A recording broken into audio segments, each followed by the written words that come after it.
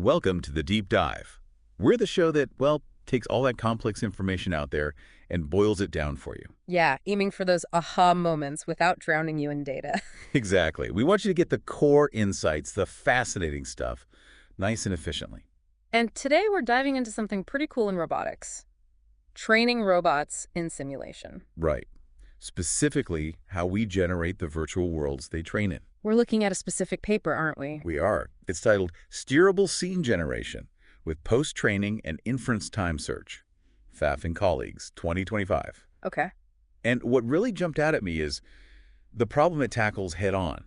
Creating these 3D virtual worlds for robots. It's a huge challenge. It is. If the simulations aren't diverse enough, not messy enough, not realistic enough. Then the robots just aren't ready for the real world when they encounter it. Precisely. And trying to build all that variety by hand, it doesn't scale. It's too slow, too expensive. So this paper offers a different path. Yeah. Potential shortcut? Maybe. Our mission today is to figure out how this research generates these complex simulations automatically. And crucially, how they steer that generation, how they make it create what's actually needed for a specific task. What makes their approach novel and, potentially really valuable for robotics and maybe other fields too. Let's get into it. Okay, so this idea of automatically generating scenes, it's not brand new, right? They build on something called procedural scene generation. That's the foundation, yeah. Procedural models. Think of them as like rule books. Rule books. Yeah, sets of rules or grammars that define how objects should be placed relative to each other. You run the rules, you get a scene automatically. And they really leaned into this first step. Yeah. The paper mentions 44 million scenes. Over 44 million, yeah. It's a massive scale up compared to older data sets. That number is just, wow. Does that sheer volume automatically solve the problem, though? Just having millions of scenes. It's a great question. Quantity helps with diversity, for sure. They generated these across 5 different scene types. What were they in? Breakfast tables with low and high clutter versions, dim sum tables, living room shelves, pantry shelves, and restaurants, also low and high clutter. Okay, quite a range. And interestingly, they did this with only 46 unique object types. Just 46. But scenes with up to? Up to 125 objects in a single scene. So it's about the combinations, the arrangements, getting maximum variety from those assets. Clever. Maximizing the combinatorial possibilities. Yeah. But, okay, you mentioned these are rule-based. What are the downsides of just using procedural rules? Well, the paper points out a couple of things. First, it can be slow, especially for really complex scenes. Right. Arranging 125 dim sum items according to strict rules might take a while. Exactly. And second, it's hard to enforce certain constraints, especially ones that span different parts of the rule tree. Like making sure objects don't end up stuck inside each other. Precisely. Avoiding unrealistic overlaps, ensuring stability across the whole scene, that gets tricky with just procedural logic. So those limitations kind of set the stage for needing something smarter, more flexible. Exactly. Which brings us to the real innovation here. They didn't just start with the procedural data. They used it. Used it how? This is where the steering comes in, right? Right. They took that huge data set, all 44 million scenes, and used it to train a generative model, specifically a diffusion-based model. Okay, diffusion models, we hear a lot about those, usually with images. How do they work for 3D scenes? It's a similar principle, actually. The model learns how to create a scene by essentially learning to reverse a process of adding noise step by step. It figures out the underlying structure. So it's not just following rules, it's learning patterns. Exactly. It learns to predict which objects should be placed where, and crucially, their full 3D pose. Pose meaning? Position and orientation, what's called SE3 pose. So not just that a cup is on the table, but how it's oriented, upright, tilted, whatever. Ah, okay. That detail is vital if a robot needs to interact with it. Absolutely. So this trained model becomes what they call a scene prior. A prior, like a baseline understanding. Yeah, a learned understanding of what makes a 3D scene plausible and realistic. And the key difference is, unlike the rigid procedural rules, this prior is flexible. It can be guided, steered. Okay, and they have specific ways to do this steering. 3 strategies. 3 main ones, yes. First, there's reinforcement learning-based post-training, or RLPT. Reinforcement learning, so rewards. Exactly. You take the pre-trained model and you fine-tune it further using RL.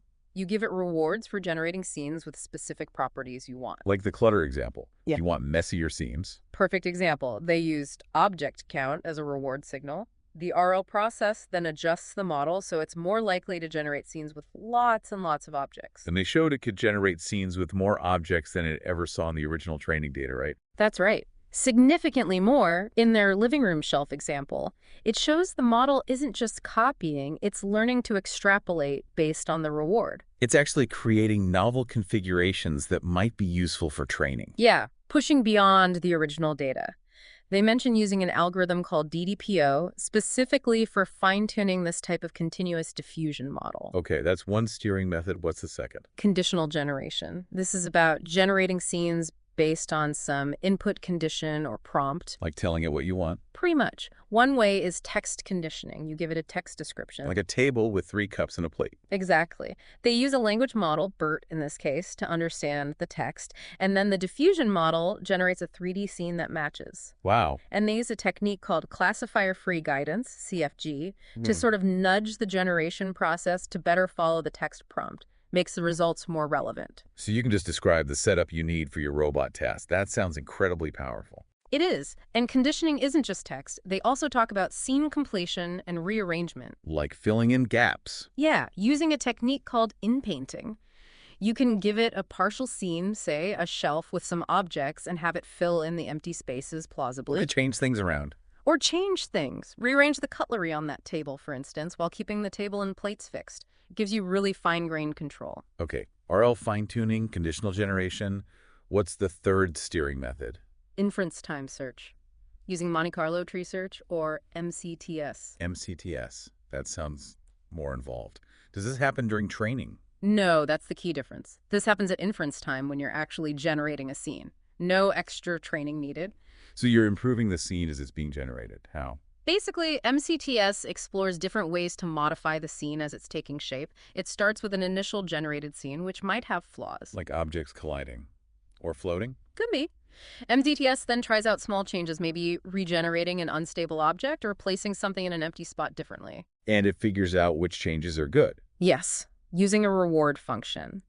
They used a reward focused on maximizing the number of physically feasible objects, things that are stable and not colliding. And it uses that tree search process. Selection, expansion. Right. Selection picks promising paths to explore based on past results. Expansion generates new possible modifications. Rollout quickly estimates the quality, the reward of those modifications.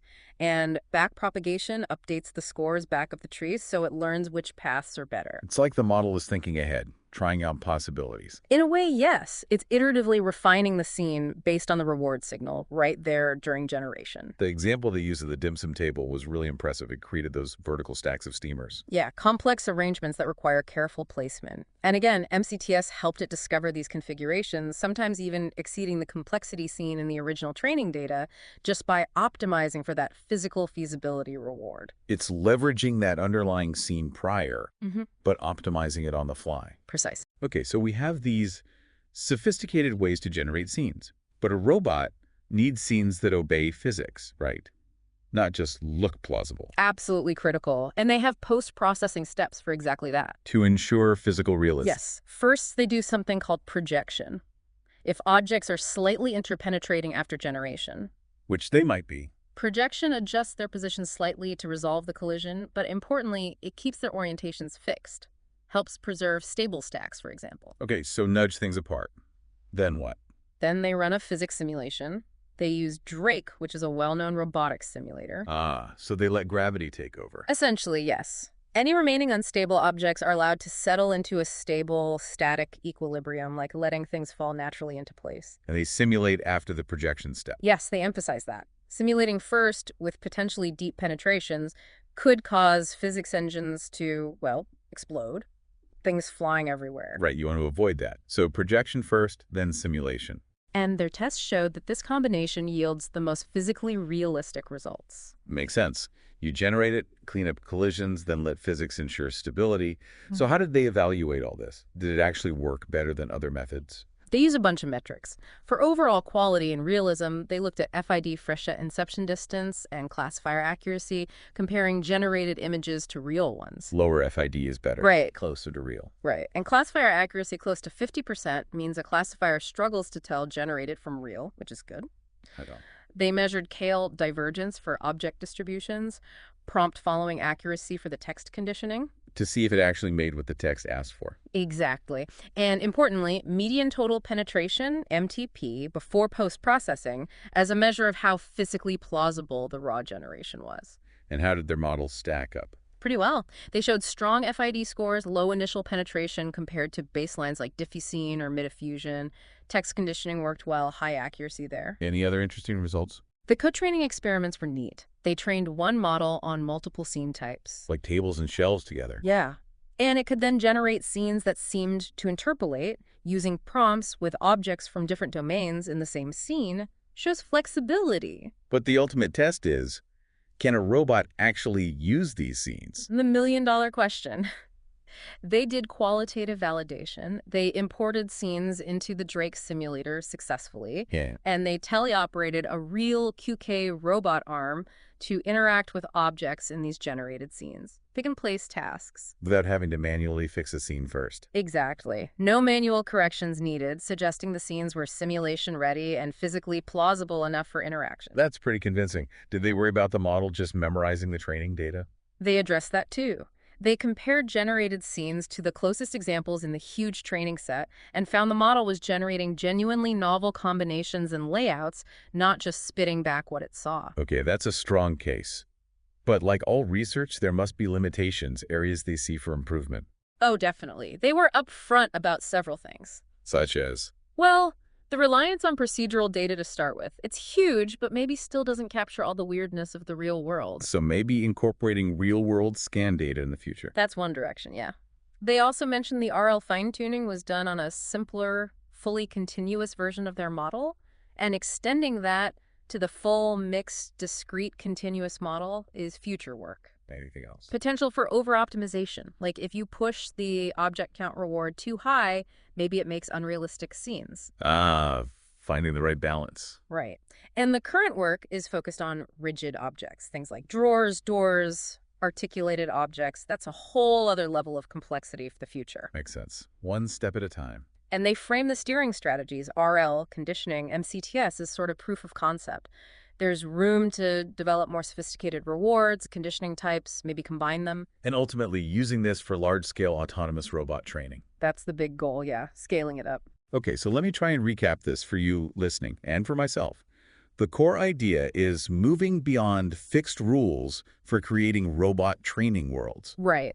Using a massive procedural data set to train a smart generative model, a diffusion model. Which learns the underlying structure, this scene prior. Yeah. And the really cool part is that you can then steer this model using RL or text prompts or even refining the scene on the fly with MCTS. To get scenes tailored for specific robot tasks. And crucially, they ensure these scenes are physically plausible through projection and simulation, making them actually usable. That's the gist of it. It's a powerful, flexible approach. Yeah, the potential impact feels pretty significant. Speeding up robot learning seems like a big one. Definitely. Making robots more robust because they've trained in more varied, challenging environments. Opens up a lot of research directions, too. Absolutely. And it does make you wonder, this ability to generate complex, controllable virtual worlds. Where else could that be useful? That's a great question. It's not just robotics, is it? Maybe training simulations for complex surgery or architectural design, VR content. Lots of possibilities. Which leads to maybe a final thought for you to ponder. Go on. What specific real-world challenges, maybe ones we haven't even thought of today, could be tackled better if we had robots trained in these kinds of dynamically generated adaptable simulations? What new capabilities might that unlock? That's definitely something to think about, a fascinating look at where things might be heading.